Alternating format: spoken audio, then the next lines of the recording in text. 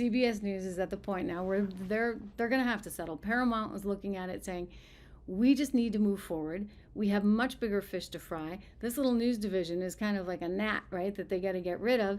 And I would say, hey, maybe you should spin out the news division. Did you think of that? Maybe you could do like Spinco, just like MSNBC, and then you can be rid of them all together. Let them fail or succeed on their own. It all comes down to what happened there in that Kamala Harris interview, which, by the way, believe it or not, is getting nominated for a big award.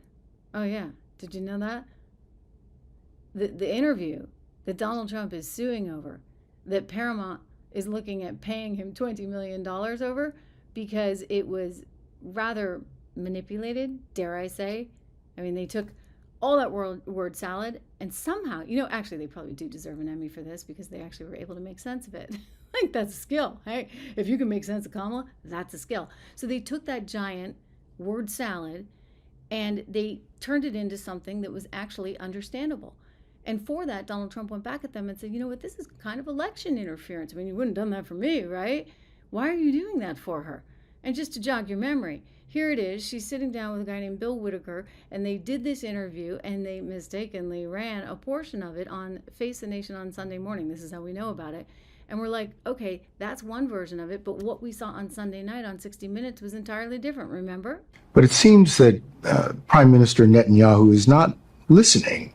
Well, Bill, the work that we have done has resulted in a number of movements in that region by Israel that were very much prompted by or a result of many things, including our advocacy for what needs to happen in the region. But it seems that Prime Minister Netanyahu is not listening. We are not going to stop pursuing what is necessary for the United States to be clear about where we stand on the need for this war to end. I mean, maybe they do deserve an award because anybody that can take Kamala Harris's word salad and turn it into something that sounds decent, well, that's like, I'm teasing and everything, but the point being that it's now being nominated for an Emmy Award. Of course. They're getting an Emmy nomination there at CBS News for their interview that is now the subject of some real problems for the company and may result in a $20 million hit that's going to go to the president and his presidential library. So I wouldn't be surprised if it wins the thing. So the nomination is one thing, right? They'll nominate like 4 or 5 things in these categories. This is for best interview. I've been nominated a couple of times for investigative stories that I have done.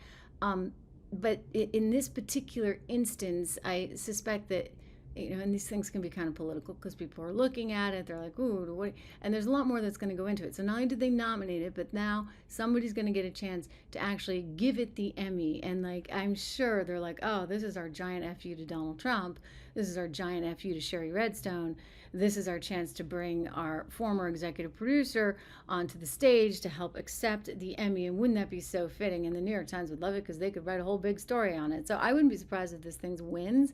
It shouldn't win. It really shouldn't, other than, as I joke, the ability to turn word salad into something decently eloquent is actually a gift. Like the editor deserves extra brownie points for that one, right?